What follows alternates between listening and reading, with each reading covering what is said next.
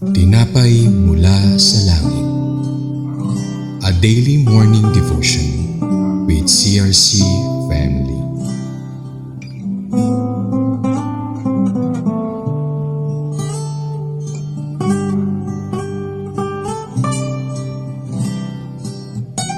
Isang mapagpalang umaga po sa ating lahat. Ako po si Mark Jairus Gior Palas from CSUGES Trece Martires Daughter Church. Samahan niyo po kami sa ating programang Tinapay mula sa Langit, ang pang-araw-araw nating devotion sa salita ng Diyos. Ngayong umaga po ay matutunghayan natin kung papaano ginamit ni Jesus si Rahab upang iligtas ang dalawang espiya ni Joshua. Ngunit bago po tayo magpatuloy, tayo'y dumako sa maikling panalangin. Panginoong Hesus, maraming salamat po sa mga buhay ng bawat isa.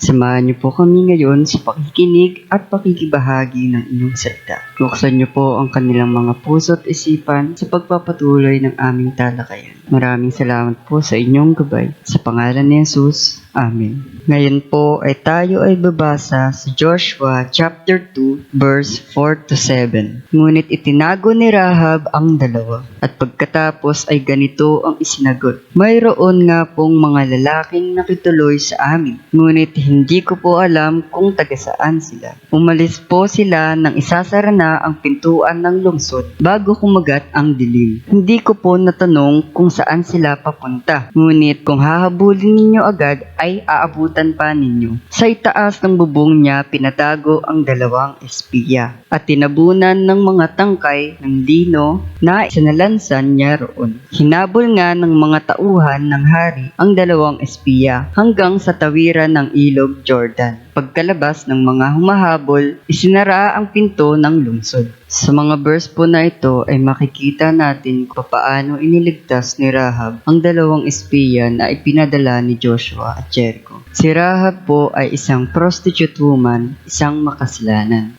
Bakit po kaya itinago at iniligtas ni Rahab yung mga espiya? Una po, naniniwala siya sa kapangyarihan ng Diyos ng Israel sapagkat narinig niya ang mga kamanghamanghang ginawa ng Diyos para sa Israel. Mababasa po natin ito sa Joshua chapter 2 verse 9 to 11. Ikalawa po, natakot siya sa hatol ng Diyos. Naintindihan ni Rahab na mawawasak ang Jericho at ito'y ibibigay ng Diyos sa mga Israelita gaya ng kanyang pangako. Ikatlo po, gusto niyang iligtas ang kanyang pamilya. Humiling siya sa mga espiya na iligtas siya at ang kanyang pamilya kapalit ng kanyang pagtulong. Hindi lang para sa kanyang sarili ang kanyang ginawa, kundi nagpakita siya ng pagmamalasakit sa kanyang mga magulang, kapatid at buong pamilya. Ikaapat naman po, kumilos siya sa pamamagitan ng pananampalataya. Malaki ang panganib na kanyang hinarap. Ang pagtatago ng mga kaaway ay maaaring humantong sa kamatayan. Pero kumilos siya dahil sa kanyang pananalig. Handa siyang isugal ang kanyang buhay dahil naniniwala siyang totoo ang mga pangako ng Diyos. Kung mapapansin niyo po, si Rahab po ay isang banyaga at makasalanan. Pero po ginamit siya ng Panginoon upang tuparin ang kanyang layunin. Sa katunayan, naging bahagi pa po siya ng angkan ni Jesus sa Mateo chapter 1 verse 5. Naligtas si Rahab at ang kanyang pamilya dahil sa kanyang pananampalataya. Hindi dahil sa pagiging mabuti, kundi dahil sa kanyang pagtitiwala sa Panginoon. Sabi po sa Efeso chapter 2 verses 8 to 9, sapagkat